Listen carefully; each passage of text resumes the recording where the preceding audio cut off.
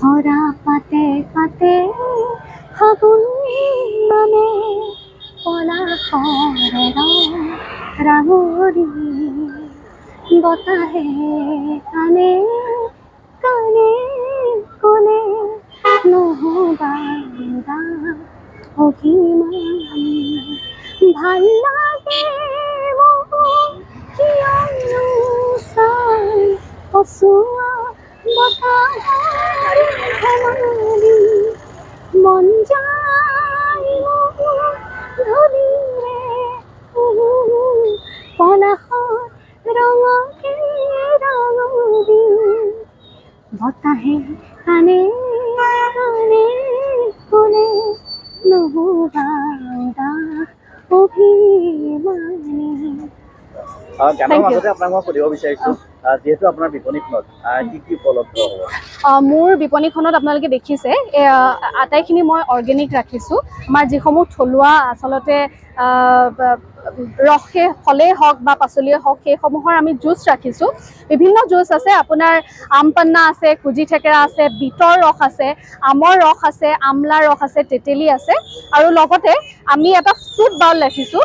Fruit বাউলটোত আপুনি বিভিন্ন ধৰণৰ, এতিয়া যিহেতু গৰম গতিকে আপোনালোকৰ ফল মূল খালে অকণমান স্বাস্থ্যও ভালে ৰাখিব, গতিকে সেই স্বাস্থ্যৰ প্ৰতি অকণমান চকু ৰাখি মই ফলৰ ব্যৱস্থা কৰিছোঁ, ফল খাব পাৰে, আৰু লগতে আমাৰ এটা ফ্ৰুট চালাডৰ ব্যৱস্থা কৰা হৈছে। আপোনালোকে আহক, সকলোৱে এটা ধুনীয়া মন লৈ ধুনীয়া এটা চৌপাশ লৈ ধুনীয়াকৈ খাব পাৰিব। সন্মুখত এয়া নেহেৰু পাৰ্ক আৰু সন্মুখতে মোৰ প্ৰিয় ফ্ৰুটছ এণ্ড জুচ কৰ্ণাৰ। গতিকে মই অনুৰোধ জনাইছোঁ আপোনালোক আহিব। ব্যৱসায়িক মন এটা সৰুৰ পৰা আছিলে আৰু যোৰহাটখনতে উঠাব কৰা, গতিকে এই জেগাখিনি মোৰ খুবেই আপোন। আৰু এতিয়া যিহেতু ইমানেই ধুনীয়াকৈ সুন্দৰকৈ এখন পাৰ্ক আমাৰ যোৰহাটখনত আমাৰ যোৰহাটবাসীয়ে পাইছে, গতিকে এইটো মই চান্স নেৰোঁ বুলি ভাবিলোঁ। আৰু মোৰ যিটো ব্যৱসায়, লগতে মানুহক সেৱা কৰি ভাল পাওঁ, খুৱাই খুব ভাল পাওঁ আৰু খায়ো ভাল পাওঁ, সেইটো কাৰণে ভাবিলোঁ অকণমানকৈ কিবা এটা যদি নিজে কৰিব পাৰোঁ তেতিয়াহ'লে ভাল লাগিব। আৰু আজি খুব ভাল লাগিছে, মনৰ বহুত কিবা এটা পূৰা হৈছে নিচিনা লাগিছে। আৰু হয়, সংবাদ ক্ষেত্ৰখনৰ সৈতে জড়িত বহুত সময় হ'ল, 5-6 বছৰৰ পৰা এইখন ক্ষেত্ৰৰ সৈতে জড়িত হৈ আছিলোঁ, কিন্তু সেই ব্যৱসায় কৰাৰ মন এটা ক'ৰবাত পঢ়ি ৰাখিছিলোঁ। আজি কিবা এটা পূৰা হৈছে নিচিনা লাগিছে, গতিকে ভাল লাগিছে। আৰু এটা ব্যৱসায় আছে, মই সেইটোও কৰি দিওঁ। মোৰ এখন সৰু বুটিক আছে, সেইখনো চলি আছে ভগৱানৰ কৃপাত। আৰু মই বিচাৰিছোঁ যে আমাৰ যোৰহাটবাসী আহক, যোৰহাটবাসীয়ে নহয় কেৱল অসমবাসী আহক, আমাৰ যোৰহাটখন চাওক, লগতে আমাৰ খুব ধুনীয়া নেহেৰু পাৰ্কখন চাওক, লগতে মোৰ এই জুচৰ কৰ্ণাৰটো চাওক, আৰু আহক ধুনীয়া ধুনীয়া ফলৰ ৰস খাই যাওক, অৰ্গেনিক একদম। কিন্তু সততে কয় যোৰহাটৰ উচ্চ শিক্ষিত যুৱক যুৱতীসকলে ব্যৱসায় মুখী নহয়, কিন্তু আপুনি ভুল ইয়াৰ মই একচুৱেলি গ্ৰেজুৱেশ্যন কৰিছিলোঁ ইংলিছত। তাৰপাছত মই আমাৰ সত্ৰীয়া সংগীত মহাবিদ্যালয় যোৰহাটৰ পৰা আকৌ গ্ৰেজুৱেশ্যন কৰিলোঁ আমাৰ পাৰফৰ্মিং আৰ্টছ যিটো, আৰু মই ভকেলৰ ষ্টুডেণ্ট আছিলোঁ, মই গানো গাওঁ, তো ভকেলতে মই আপোনাৰ পাৰফৰ্মিং আৰ্টছ কৰিলোঁ। পাৰফৰ্মিং আৰ্টছ কৰাৰ সময়তে আচলতে মই আমাৰ সংবাদ ক্ষেত্ৰখনৰ সৈতে জড়িত হৈ গ'লোঁ, গতিকে তাৰপাছত আৰু মোৰ অধ্যয়ন কৰা নহ'ল। কিন্তু পাৰফৰ্মিং আৰ্টছতে মোৰ একচুৱেলি উচ্চ শিক্ষা লাভ কৰিবলৈ খুব মন আছিলে, কিন্তু তথাপিও সংবাদ ক্ষেত্ৰখন আপোনালোকে জানেই যে সংবাদ ক্ষেত্ৰত জড়িত হ'লে অকণমান নিজৰ সময়খিনি কমি আহে, গতিকে তেনেধৰণে সময়বিলাক মিলাই আৰু যেনেধৰণে যি কৰিব পাৰিলোঁ সেয়াই। আপোনাৰ পৰা ধুনীয়া গানৰ কলি এটা যদি শুনিবলৈ পাওঁ নিশ্চয় দৰকাৰ হ'ব। বাপৰে, গান একচুৱেলি গান সৰুৰ পৰা গাইছিলোঁ, কিন্তু মানে বহুত সময়ৰ পৰা গানৰ চৰ্চাটো খুব কম হৈ আহিছে।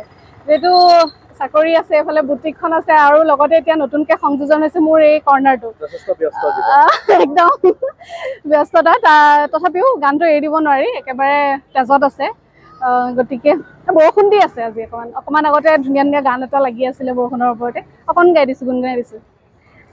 টোপাল টোপাল বৰষুণে আহি চকুৰ পতাত চুমকি মেঘৰ নাচোনে পৃথিৱী কপালে। পাহৰিছোঁ অকণমান, চৰি দেই।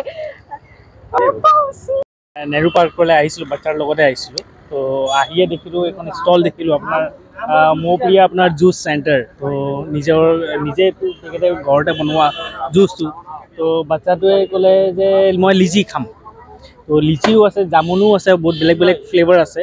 তো সি ক'লে যে মই লিচি খাম, মই বোলো ঠিক আছে তুমি লিচি খোৱা। তো সি লিচি খালে, কোৱাৰ পিছত সি বহুতেই ভাল পাইছে। সি কৈছে যে আৰু কিনিবলৈ পাম নেকি, তো সি সুধিছে। মই বোলো ঠিক আছে নিশ্চয়, যদি মাৰ্কেটত আহে আমি চিয়'ৰ আমি কিনি পেলাই এইটো ঘৰত খাম। হয় নাই ভাল লাগিছে। তো আগবাঢ়ি যাওক আৰু ভাল মাৰ্কেট হওক ইয়াত যোৰহাটত, আৰু গোটেই নৰ্থ ইষ্টতে ভাল হওক, তো সেইটো আশা কৰিছোঁ। বিৰাট ভাল লাগিছে, কাৰণ প্ৰিয়দৰ্শিনীক মই আগৰ পৰাই চিনি পাওঁ আৰু তাই যথেষ্ট পঢ়া শুনা কৰা ছোৱালী, গানো গায়, লগতে মিডিয়াতো আছে।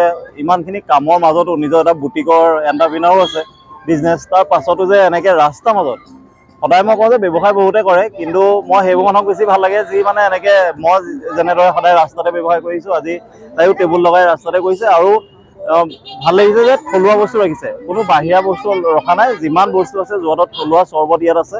আৰু মানুহৰ ভিৰ আপোনালোকে দেখিছে, আৰু মানুহৰ ভিৰ দেখিয়ে গম পাব লাগে। আৰু সকলো আহিব লাগে, আচলতে সকলোকে উৎসাহ দিব লাগে। এক কৰ্ম কৰি যিসকল ল'ৰা ছোৱালী আগবাঢ়ি গৈ আছে, সকলোকে আমাৰ কৰ্তব্য হৈছে আমি আহোঁ আৰু উৎসাহ দিওঁ। আৰু সকলো আহিব, যোৰহাটবাসী ৰাইজক ক'লো মৌপিয়া জুচ এণ্ড ফ্ৰুটছ কৰ্ণাৰলৈ, নেহেৰু পাৰ্কৰ সন্মুখত।